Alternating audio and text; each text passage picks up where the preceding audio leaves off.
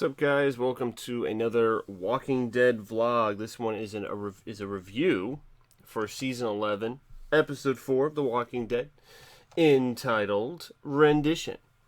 And you know what? I got to be honest right off the bat. I actually very much enjoyed this episode, and I know that's kind of a turn from last week.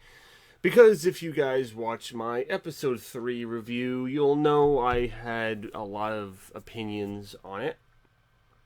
Was not very high on the direction that they were taking things. Felt like the story was dragging, not enough time at the Commonwealth. Wasn't really feeling the Reapers. They just seemed like scary cartoon villains. I was checking through some other YouTubers, people I follow, Walking Dead community at large. Seemed like some people had that opinion, but not everyone. I guess some people are they're just enjoying the ride. I suppose knowing that there's a definitive end, they're just enjoying these episodes for what they are, and I can respect that. But, 3 episodes in, I was just kind of confused at the direction things were going. But, to get back on topic, I was actually surprised. I actually went into this episode kind of like, I don't know if I'm going to like this. This might be annoying, or, I don't know what's... I didn't really know what to expect, and so I was just like, alright, I guess I'll muddle through this. But, you know what? I enjoyed it. I did. And I'll tell you why. So, just FYI, a few spoilers for this episode. Also, I'm watching it through the AMC Plus method, so it's going to be a week early, just to warn you about that as well. There's a couple. So Daryl, basically, this is a Daryl focused episode. Daryl and Dog get captured by the Reapers. That is the very general, broad overview of this episode.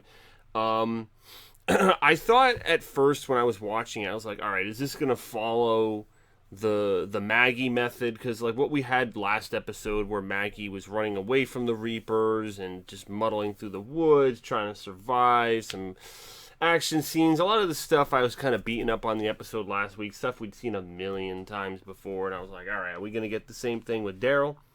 But no, that actually wasn't the case. Daryl is captured very quickly, and it actually happens to be Leah from the bonus episodes, the girl that Daryl met in that time gap where he was looking for Rick before he went back to the communities for the Whisperer conflict, and she is actually a member of the Reapers, if you can believe it. And I thought that was interesting. In the behind the scenes interview with Angela Kang at the end, she talks about how this was always the direction for Leah's character, that she was always going to be a Reaper. So I was wondering when she was going to come back in the picture. I guess this makes sense, having the intermediary villainary group with the Reapers be that next direction, and have her kind of come in that way. She obviously, feels something for Daryl, and it's interesting because in the shot where they show her, she has like this like war paint mask, and I've been using it in some of my my images, rotating images, but it's like the white red split war paint mask, and it kind of brings context as to like, oh, okay, well, later in the episode, there's context as to why they wear those masks, but, she removes it, and I'm like, well, who the hell is this going to be? Is this just going to be a random Reaper? But, so I was actually pleasantly surprised. I was like, okay, because this is exactly what I was saying about trying to humanize these guys and bring us into them a little bit, and I think bringing a familiar character in Leah into this is a great way to kind of latch us in and get us at least a little bit interested in who these guys are. And it did for me. Like, I think it was an effective way. So Daryl is captured, and essentially the Reapers want to know where the group is. Like, I don't know if they know about Maggie, because again, it's still kind of unclear why they attacked Maggie's group that she was off with when she left the main group. It's kind of unclear where they are. I don't know if they're at Meridian. Remember, there was that Meridian place that Maggie was staying with Herschel before she returned to Alexandria. I don't know if that's where the Reapers are, so it was kind of unclear. I didn't really... I guess the location was less important. It looked like some abandoned factory building, and essentially they want to know information about Maggie and the group. I don't know, again, like, I'm not sure still what their goal is. Even this episode, learning so much about them, I'm still not sure, like, what their goal is. Is their goal just to kill people that they don't feel are believers and don't fit into their tribe? Like, I'm still kind of confused as to what their goal is. Like, do they have a personal beef with Maggie that... Because they don't even seem to know her name, like the questions they were asking. They just wanted, like, general information. So I was trying to... The motive was a bit unclear. I was unclear as to, like, what they were searching for. Was it Maggie specifically? Something she did? Just, you know, they want to... Do they want to pillage Alexandria? Like, I really just didn't understand what they were after. And so, you know, the scenes of Daryl being waterboarded, actually, if you want to talk torture, I mean, he's actually full-on waterboarded. And so they try to torture this information out of him, and Lee is kind of like, you know, cough it up, and it's interesting because Daryl keeps responding, you know, I'm an outsider, I'm a loner, I don't know them, and to some degree, based on his actions before the Whispers, like, that statement would have stood up, and also as far as Leah knew him, that statement also would have stood up. So there were a couple of dimensions to the lying that I thought that he could kind of get away with, but, you know, I knew that he still obviously had affiliation to Alexandria, Judith, Carol, the whole gang. I mean, obviously he was with that larger group in the tunnels before they got separated. So he gets tortured. Obviously, Leah feels something for him and is kind of just turning a bit of a, you know, a cold eye towards him, but not showing her hand, because, I mean, these Reapers are hardcore. Like, they know what they are. They know what they want, I guess, is still what we're trying to figure out. And they just have all these torture mechanisms for Daryl. And then finally we meet, it's funny, he actually looks like Walter White from Breaking Bad, the leader of the Reapers, this guy Pope. And it's interesting, I don't know if that's his real name or the name that he took up, because there's a God element in here where this will be revealed in their story. Like, Pope talks to Daryl about his backstory, about how essentially they were in a church during the beginning of the apocalypse. There was a fire raging, bombs that they were... It's very similar. I almost got flashbacks to the scene where Shane and Lori see the bombs that are being dropped in the streets of Atlanta. And so I was kind of envisioning, like, you know, not that Pope was there, but, like, imagining he's in an area like that where the government's trying to eradicate the walkers, and they're in like a napalm fire zone, and, you know, he was spared in this church, and he became a religious believer because he was spared. So kind of this complex of being the chosen one, in a sense, and thinking that, you know, he was going to be led from that. And while their motivation isn't known, we actually get a very interesting backstory, which I wouldn't have guessed. From calling them cartoonish villains the last episode, I would not have guessed that, again, spoiler, if you had made it this far, I assume you're going to just be sticking around for the spoilers, but these guys are actually mercenary Afghani fighters during, you know, the Middle Eastern wars, and they stuck together. It's kind of like a, you know, brotherhood of guys, and it's just interesting, obviously, given contemporary events with everything going on in Afghanistan, that they bring that into the picture. Like, I would never have guessed that as a backstory for the Reapers. It just, seeing them with these scary Halloween-y type of Grim Reaper masks, like, that just wouldn't have stuck out to me. And I guess, you know, as far as mercenary groups wearing masks, it kind of fits, but, you know, again, it's good to have the context. And so, you know, at least they're doing this in episode 4. It's early enough that we can get behind the process of who these people are. But, you know, the episode, there's a couple of layers to it, because then you think that Daryl is going to, you know, because Leah tries to vouch for him, and they actually, and I thought that because of how ruthless these guys were, they were going to kill her too. Because they end up putting Daryl in this wooden barn house, and they close it with Leah inside, and they set the freaking thing on fire. And there's a scene of Daryl busting open a window. He throws her out first. He jumps out. And that's kind of like his trial, like the trial by fire, quite literally. And Daryl is then accepted amongst their group for, you know, surviving this challenge. But the thing is, I thought they were trying to kill both of them. Like, only after did I realize it was like a trial kind of thing.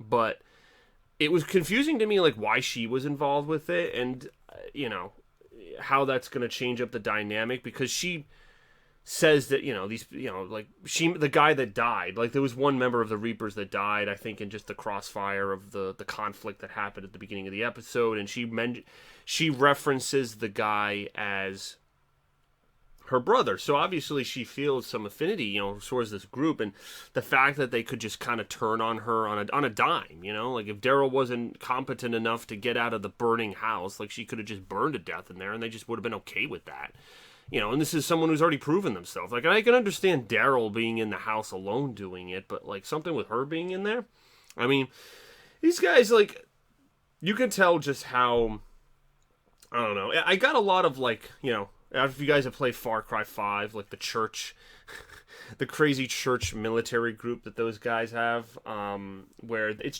cultish. Like, it's a very cultish mentality. And we've seen some of this in the show. I mean, Negan was more, I mean, that was a cult, but that was more of a kind of just like straight up marauder.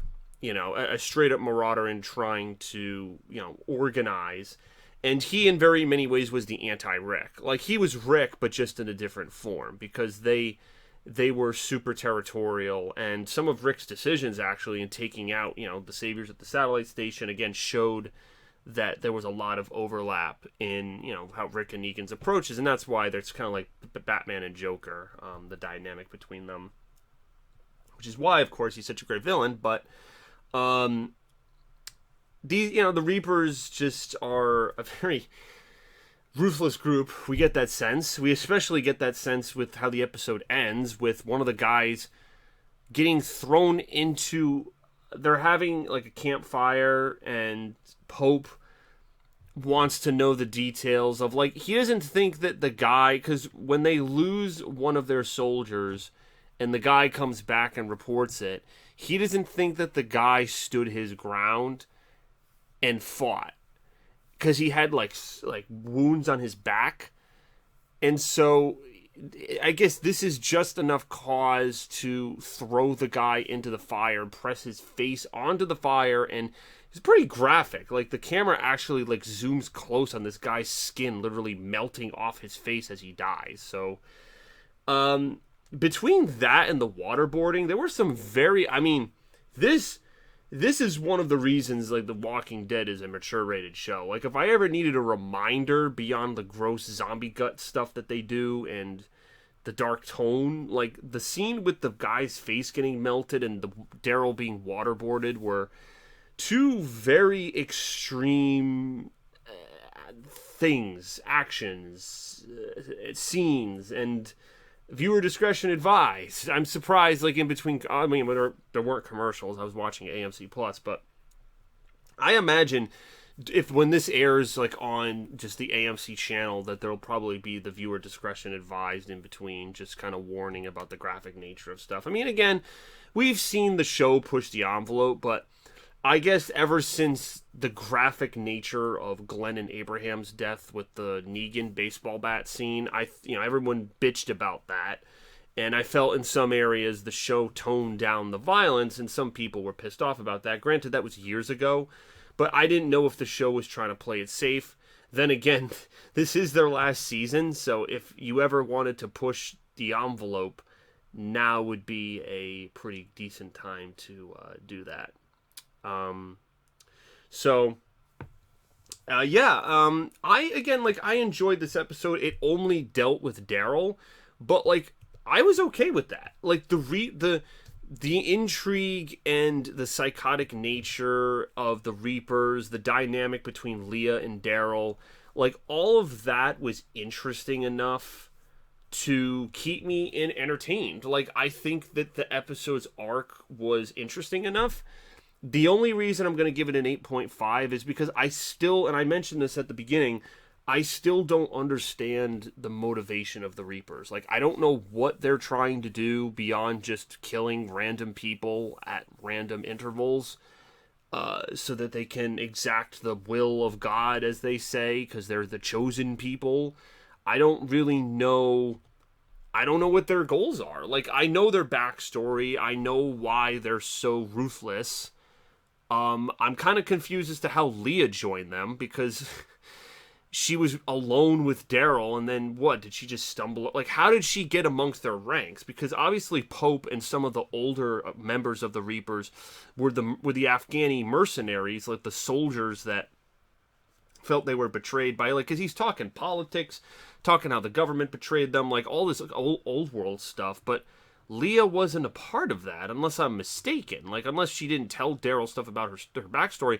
But correct me if I'm wrong, the Reapers found her after she left in that bonus episode where, you know, Daryl and her, they were hanging out together and the dynamic that they had. So those are two questions I have. Like, what's the backstory of how Leah even got associated with these freaking people? And what's their motivation? Like, I feel like if the motivation was fleshed out, because, like, again, what was the reasoning for them torturing Daryl, asking all these questions? Like, because they took over Meridian, they followed Maggie. Like, I thought these people had more of a connection to Maggie, but instead, you know, because Leah's a part of them, now it's Daryl who's the one who has the bigger connection to them, which I wasn't expecting. I thought that they were going to have some beef with Maggie that was going to be revealed, like she did something with Georgie, or something happened that they were pissed off about. So this, I guess, I'm intrigued because the direction surprised me. Like, I thought I could predict the route they were going to go with the Reapers, and it actually took a course that I wasn't expecting.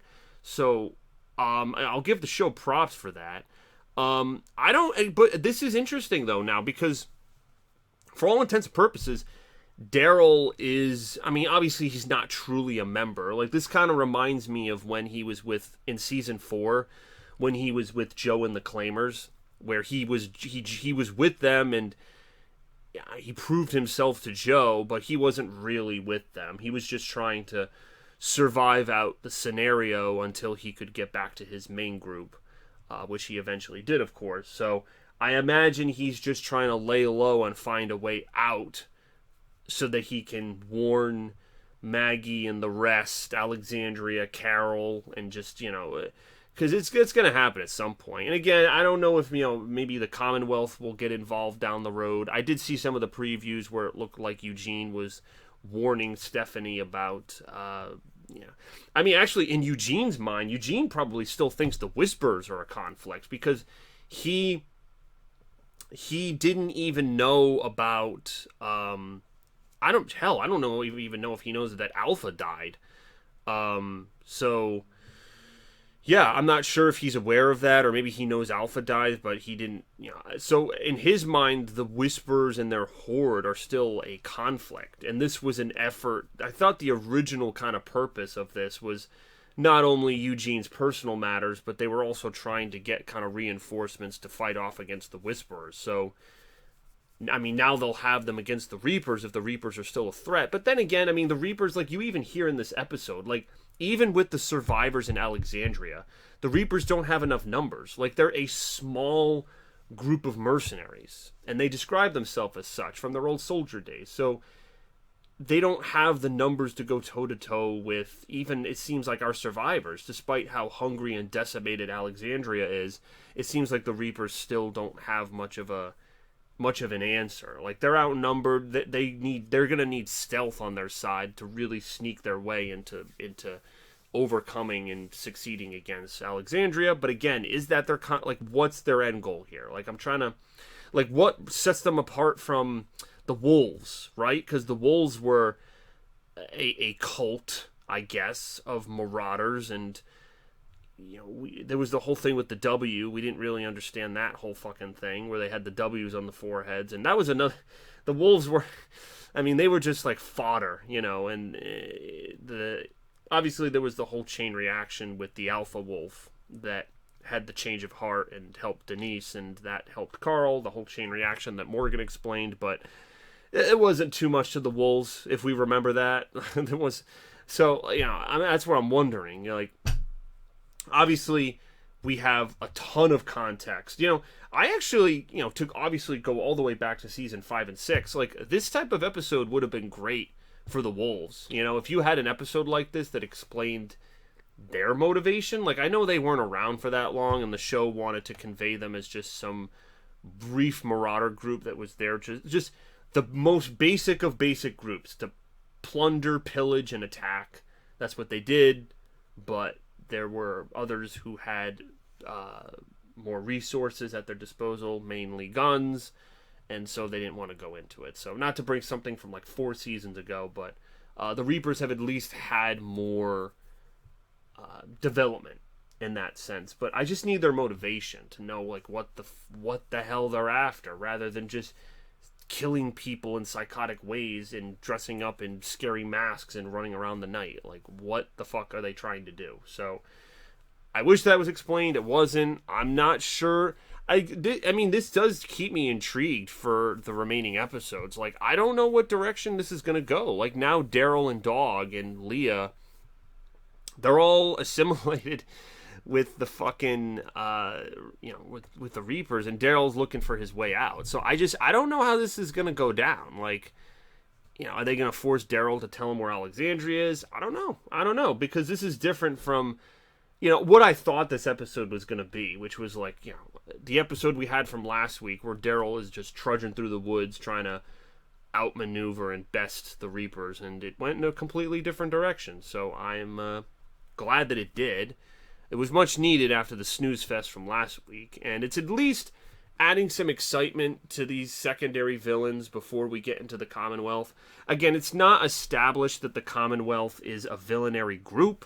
I'm not sure what the hell they even were in the comics. Like, they were set up like they were villains because of the type of totalitarian society that Pamela Milton ran, but it was just a whole bunch of dialogue, and then they threatened a civil war, but it didn't happen. Like, it kind of happened. So, again, this is another opportunity for Angela Kang to, just like she did with the Whispers, if she can give the Commonwealth a satisfying story, then I will be more than satisfied with that. So, but that wasn't in this episode. That'll be next week. We haven't seen the Commonwealth since episode 2, so they certainly left us off, so we'll need some context. But it looks like the next episode we're actually going to be in the Commonwealth, so I'm intrigued to see where we go from here. But again, we're going to be jumping back and forth. I did see some preview scenes with Negan and Maggie and a couple other things, so yeah, let us kind of go off on that note.